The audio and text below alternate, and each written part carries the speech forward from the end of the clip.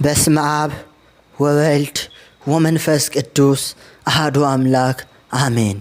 ታላቁ ቅዱስ ጳኩሚስና የመናፍቁ የኦርጌንስ ተከታይ ሐሰተኛ ባህታውያን። ከዕለታት አንድ ቀን የገዳሙ ጠባቂ ወደ አባ ጳኩሚስ መጣ። ለአባ ጳኩሚስም ሊያዩት የሚፈልጉ የተከበሩ ባህታውያን እንደመጡ ነገረው።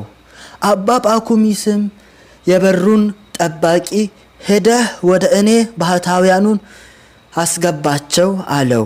የገዳሙ ጠባቂም እሺ ብሎ ባህታውያኑን ወደ አባ ጳኩሚስ ወሰዳቸው። አባ ጳኩሚስም ባህታውያኑን ወደሱ ሲመጡ ባየ ጊዜ ተነስቶ በደስታ ተቀበላቸው።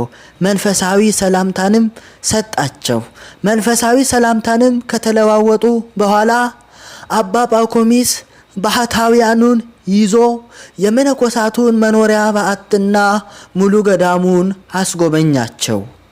ካስጎበኛቸውም በኋላ ባህታውያኑ አባ ጳኩሚስን ስለተወሰኑ መንፈሳዊ ጉዳዮች እንወያይ ብለው ጠየቁት። አባ ጳኩሚስም ባህታውያኑን ወደ ራሱ በዓት ወሰዳቸውና በዓቱ ውስጥ ቁጭ ብለው መወያየት ጀመሩ።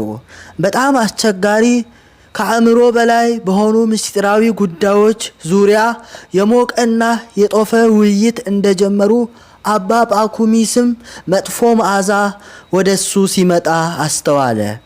ሽታው በጣም ለአፍንጫ የሚረብሽና አእምሮን የሚያውክ ስለነበረ አባ ጳኩሚስም ውይይቱ ተጀምሮ እስኪያልቅ ድረስ በመጥፎው ሽታ ተረበሸ። ከቀኑ 9 ሰዓት በሆነ ጊዜም ማለትም ጾም የሚፈታበት ሰዓት ሲደርስ ባህታውያኑ ሊሄዱ ተነሱ። ቅዱስ ጳኩሚስም ከእርሱ ጋር አብረው እንዲቆዩና አብረው ጾም እንዲፈቱና እንዲመገቡ ባህታውያኑን ለመናቸው። እነርሱ ግን እንቢ አሉ። ይልቁንም ፀሐይ ሳትጠልቅ ወደ በዓታቸው መሄድ እንዳለባቸው ነግረውት ከተሰናበቱ በኋላ ወዲያውኑ ጉዞ ጀመሩ። ቅዱስ ጳኩሚስም የመጥፎው ሽታ ምክንያት ምን እንደሆነ ማወቅ ስለፈለገ ለጸሎት ራሱን ካዘጋጀ በኋላ ወዲያውኑ ተንበርክኮ መጸለይ ጀመረ። እግዚአብሔርንም ባህታውያኑ ምን አይነት ባህታውያን እንደሆኑ እንዲገልጽለት ይለምነው ጀመረ። እግዚአብሔርም ወዲያው እውነቱን ገለጸለት። በባህታውያኑ ልብ ውስጥ ምን አይነት እርኩስ የሆነ የምንፍቅና ሐሳብ እንዳለም ተረዳ። ባህታውያኑ የኦርጌንስን የምንፍቅና ትምህርት የሚከተሉ ሐሰተኞች ነበሩ። የባህታውያኑ የምንፍቅና ሐሳባቸው ከልባቸው ስለነበረ ወደ መጥፎ ሽታ ተቀይሮ አባ ጳኩሚስን በውይይቱ ሰዓት ሲረብሸው ነበረ። አባ ጳኩሚስም ወዲያውኑ ባህታውያኑን ተከተላቸውና መንገዳቸውን እንዳጋመሱ ደረሰባቸውና አስቆማቸው። ከዛም አንድ ጥያቄ ብቻ ልጠይቃችሁ እፈልጋለሁ አላቸው። ባህታውያኑም እሺ በጄ የፈለከውን ጥያቄ ሁሉ ጠይቀን አሉት። እናንተ ባህታውያን ሆይ በኦርጌንስ መጽሐፍት ውስጥ የተጻፈውን ክህደት ታምናላችሁ ወይ አላቸው። እነርሱም አያናምንም ብለው ካዱ።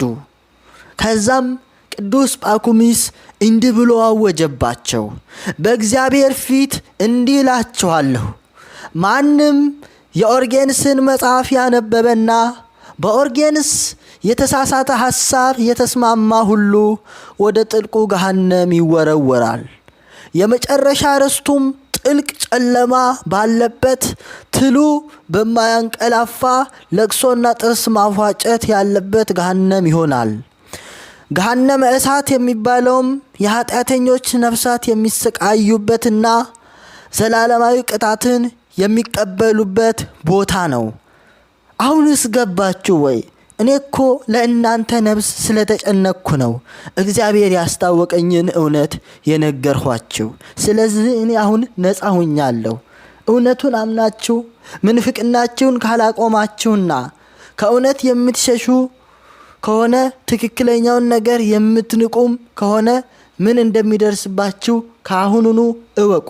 ነገር ግን ከእኔ ጋር ተስማምታችሁ እግዚአብሔርን በሁሉ ነገር ማስደሰት ከፈለጋችሁ የኦርጌንስን መጻሕፍት በሙሉ ወደ ወንዝ ጣሉ።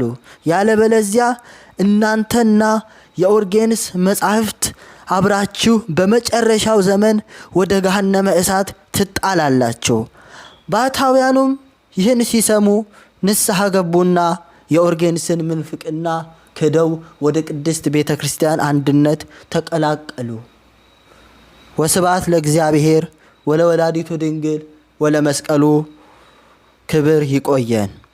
ያስተማረን የመከረን የገሰጸን የአባቶቻችን አምላክ ልዑለ ባህሪ ልዑል እግዚአብሔር ስሙ ለዘላለሙ የተመሰገነ ይሁን። አሜን።